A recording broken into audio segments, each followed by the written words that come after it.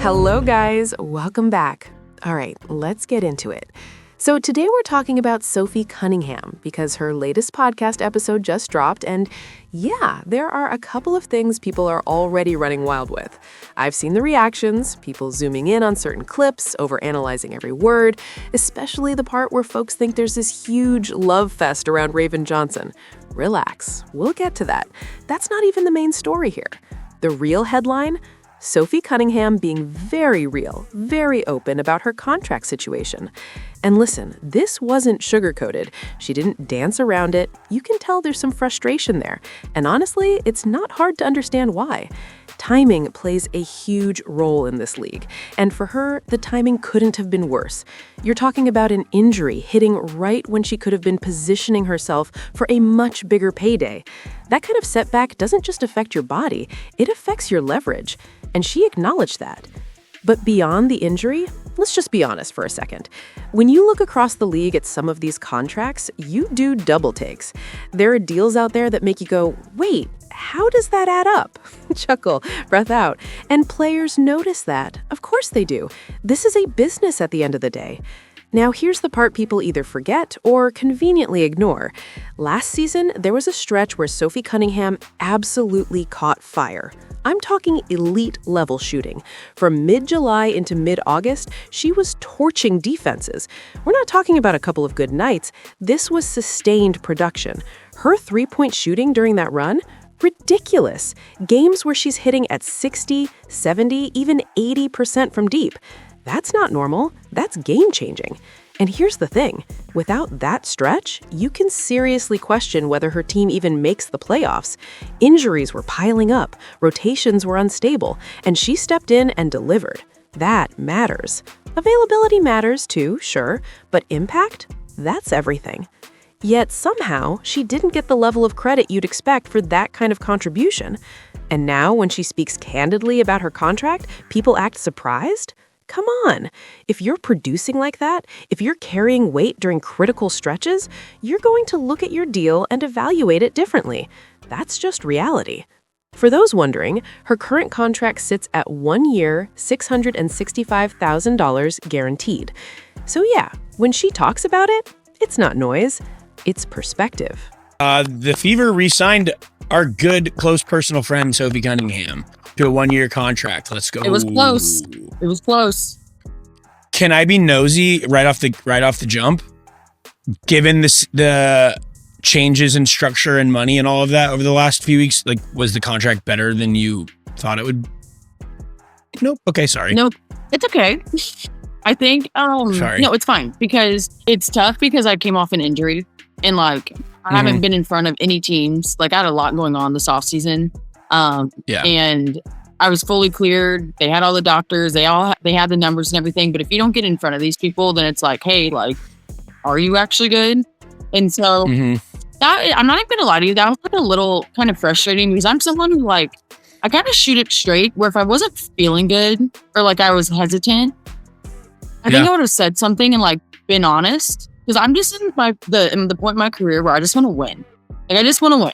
Dope. And so Dope. I'm not going to put my ego and everything in front of things. And I know it is a business, but I think I'm just wired a little differently. I don't know. I just want to win.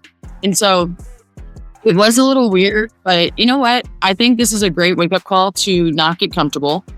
I think it kind of lit a fire under my ass even more.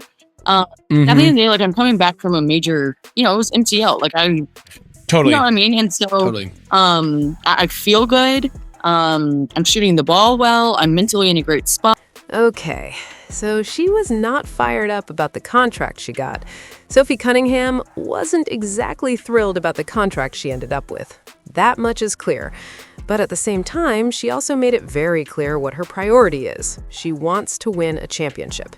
And she acknowledged the reality of her situation too, especially coming off that MCL injury. That matters. That affects leverage, timing, and ultimately what teams are willing to put on the table. Now, here's where I'm different from a lot of the reactions I'm seeing. I'm not worked up about her comments at all. Not even a little bit. I don't hear that clip and go, oh wow, how dare she? why should she automatically be happy with the deal? That logic doesn't hold up. If a player believes their market value is higher, they're supposed to just smile and accept whatever comes their way? That's not how professional sports or any business works. And let's not ignore the bigger picture here. This isn't just some random role player talking. Sophie Cunningham has real visibility. In 2025, she was one of the most searched female athletes on Google. That's not nothing. That tells you she has reach beyond just hardcore WNBA fans. Casual fans know her. Brands know her. If you look at her endorsements, it's obvious there are companies that see value there. She even mentioned having other opportunities on the table. That's leverage. On top of that, she's stepping into media, calling games, sideline reporting. That's another income stream, another layer to her brand. So when she evaluates her contract, she's not just looking at box scores. She's looking at total value, on the court and off it. Now, with all that said, here's the reality check. If this team doesn't win this year, I don't think she sticks around. Simple as that. At that point, it becomes a business decision. You go where the money and opportunity align. Whether that's another league, another role, or what I'll call Plan B, she's going to have options, and likely better paying ones. Switching gears, because this is where things start getting blown out of proportion. The comments about Raven Johnson. Yes, Sophie praised her, called her a dog, said she loved what she saw on day one of training camp. Standard stuff. Positive, supportive, exactly what you'd expect from a veteran talking about a rookie. We got some kind of good rookies. Like, it's exciting. I know a big name was Raven Johnson. She was with South Carolina. And Raven Johnson is a freaking dog. We had our first day of training camp, and I just love her. I think she's going to be fantastic, great defensive player. But then you've got people taking that and running in all kinds of directions. Oh, look, everyone loves Raven Johnson. This proves everything is perfect, and so on. That's a stretch. Bullshit. Let's be realistic. What did people expect? That Sophie Cunningham was going to come out publicly and criticize a rookie after day one? That's not happening. Not in this league, not in any professional locker room. Same goes the other way. No rookie is going to come out publicly and take shots at established players either. Public comments are controlled, they're measured, they're professional. That doesn't mean every relationship is perfect behind the scenes. It just means players understand the optics. We've already seen moments that raised eyebrows. Fans notice them, media notice them. You can't just erase that and call it a false narrative. At the same time, you also can't treat every positive quote like it's proof that everything is flawless. Damn, both things can be true. There can be professionalism publicly and private tension. That's sports. That's locker rooms. And honestly, it's rare you'll see players go out of their way to openly call out teammates. When it does happen, it usually leads to consequences. Trades, locker room issues, all of that.